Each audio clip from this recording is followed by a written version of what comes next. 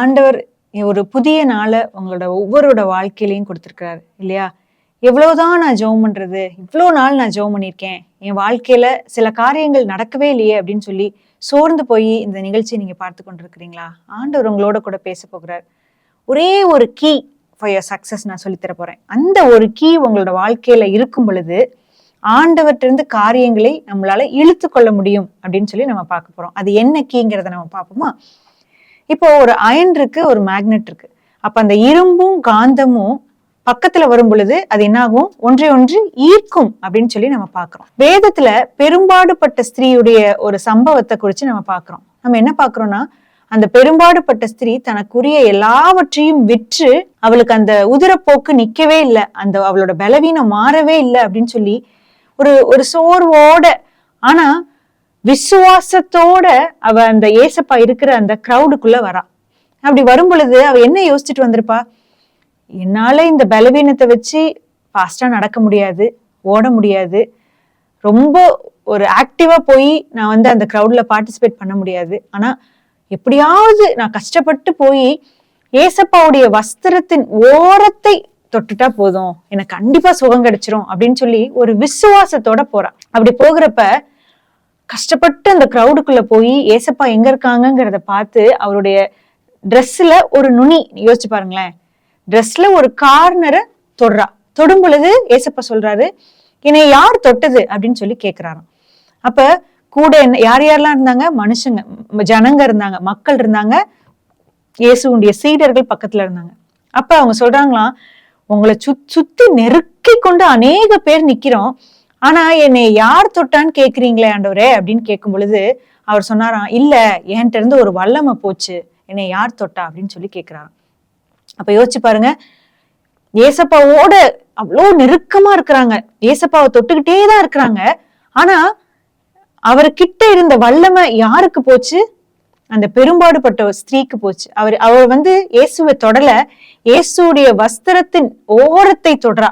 அப்படி தொடும் பொழுது நார்மலா தொடர்றவங்க அநேக பேர் அந்த இடத்துல இருக்கிறதுக்கு மத்தியில விசுவாசத்தோடு அவ இயேசுவினுடைய வஸ்திரத்தின் ஓரத்தை தொடும் பொழுது ஆண்டவற்றிலிருந்து ஒரு வல்லமை, ஒரு சுகமளிக்கும் வல்லமை அந்த ஸ்திரீக்குள்ள கடந்து சென்று பரிபூர்ண சுகத்தை வந்து பெற்றுக்கொண்டாள் அப்படின்னு சொல்லி நம்ம பாக்குறோம். இன்னைக்கும் வாலிப பிராயத்துல கடந்து போய் கொண்டிருக்கிற உங்களோட வாழ்க்கையில சில காரியங்கள் என்னால மாத்தவே முடியலக்கா, இந்த பலவீனம் என் வாழ்க்கையில இருந்து போகவே மாட்டேங்குதுக்கா, இந்த பாவத்தில இருந்து என்னால மேற்கொள்ளவே முடியலக்கா அப்படின்னு சொல்லி அநேக நாள் நீங்க வேதனைப்பட்டு கொண்டிருக்கலாம். அது அநேக நாள் அதற்காக ஜெபிக்கவும் செஞ்சிருக்கலாம். ஆனா இன்னைக்கு நம்ம ஜெபிக்க போகிறோம், விசுவாசம் உள்ளவர்களாய் தேவனிடத்துல நீங்க எதை கேட்கிறீர்களோ அதை பெற்றுக்கொள்வீர்கள்னு சொல்லி நம்ம வேதத்துல பாக்குறோம் இல்லையா?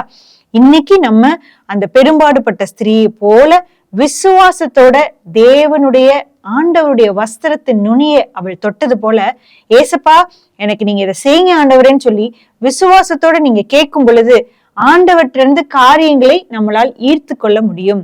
அதே போல்தான் அந்த பெரும்பாடுபட்ட ஸ்திரீ இயேசுவனிடத்திலிருந்து ஒரு வல்லமை அவளால எப்படி ஈர்க்க முடிஞ்சது? ஒரு விசுவாசங்கிற அந்த ஒரு காரியம் அவளிடத்துல இருந்து இருந்தது நிமித்தமா ஆண்டவர்கிட்ட இருந்து ஒரு சுகமளிக்கும் வல்லமை அவளால பெற்றுக்கொள்ள முடியுது. இப்ப மரக்கட்டையை யோசிச்சு பாருங்களேன், மரக்கட்டையால அந்த காந்தத்தை மரக்கட்டையை பக்கத்துல வைக்கும் பொழுது அது ஒன்றை ஈர்க்காது. ஏன்னா மரக்கட்டைக்குள்ள அந்த வேவ், அந்த எலக்ட்ரோ மேக்னெட்டிக் வேவ் வந்து பாஸ் ஆகாதுன்னு சொல்லி நம்ம பாக்குறோம்.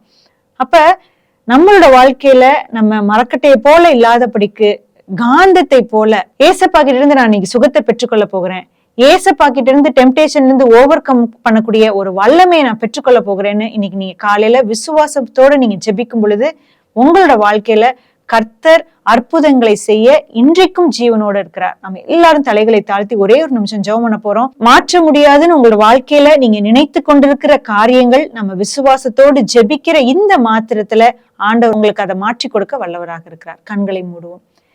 எங்களை அதிகமாய் நேசிக்கிற நல்ல ஆண்டவரே, அப்பாவை ஸ்தோத்திரிக்கிறோம், துதிக்கிறோம், அப்படி நாமத்தை உயர்த்துக்கிறோம். சுவாமி நன்றி ஆண்டவரே. அநேக ஜனங்கள் இயேசுவை நெருக்கி கொண்டிருக்கிறாங்கன்னு சொல்லி அந்த சூழ்நிலையில நாங்க பார்க்கிறோம். ஆனா விசுவாசத்தோடு உம்முடைய வஸ்திரத்தின் ஓரத்தை தொட்ட அந்த பெரும்பாடுபட்ட ஸ்திரீக்கு ஆண்டவரே அப்பா உம்முடைய சுகமளிக்கும் வல்லமை கடந்து சென்றது. சுவாமி அப்படியா இந்த காலை வேளையில இந்த நிகழ்ச்சியை பார்த்து கொண்டிருக்கிற ஒவ்வொரு பிள்ளைகளையும் உடைய கரத்துல நான் கொடுக்குறேன்ப்பா.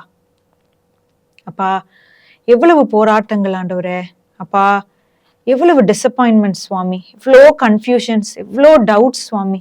அப்பா அது எல்லாவற்றையும் ஆண்டவரே, அப்பா ஆண்டவரே எங்களால ஓவர் கம் பண்ண முடியுங்கிற ஒரு விசுவாசத்தை நீங்க கொடுங்க ஆண்டவரே. அவர்களுடைய சூழ்நிலைகளை காட்டிலும் கர்த்தர் பெரியவராய் இருக்கிறீருங்கிற அந்த விசுவாசத்தை கொடுத்து இந்த நாளிலே பிள்ளைகளை நீங்க காலூன்றி நிற்க செய்யும்படியாய் நாங்க செபிக்கிறோம் ஆண்டவரே. நன்றி செலுத்துக்கிறோம். இந்த பிள்ளைகளோட வாழ்க்கையில முடியாதுன்னு அவங்க நினைத்த எல்லா காரியங்களையும் ஆண்டவரே, எல்லா ஆசீர்வாதங்களையும் விசுவாசம் என்கிற ஆண்டவரே அப்பா அப்பா காந்தத்தை போல விசுவாசம் என்கிற அந்த காரியத்தை அவங்களோட வாழ்க்கையில விதைக்கும் பொழுது ஆண்டவரே அப்பா விசுவாசத்தோடு அவங்க கேட்கும் பொழுது கர்த்தர் அற்புதங்களை செய்ய வல்லவராய் இருக்கிறீர். அப்படியாக விசுவாசத்தோடு செபிக்கிற ஒவ்வொரு பிள்ளைகளையும் உடைய கரத்துல கொடுக்குறேன். கர்த்தர் ஆண்டவரே பெரிய காரியங்களை செய்யும்படியா செபிக்கிறோம். அன்பின் ஆண்டவரே இயேசுவின் மூலம் செபிக்கிறோம்.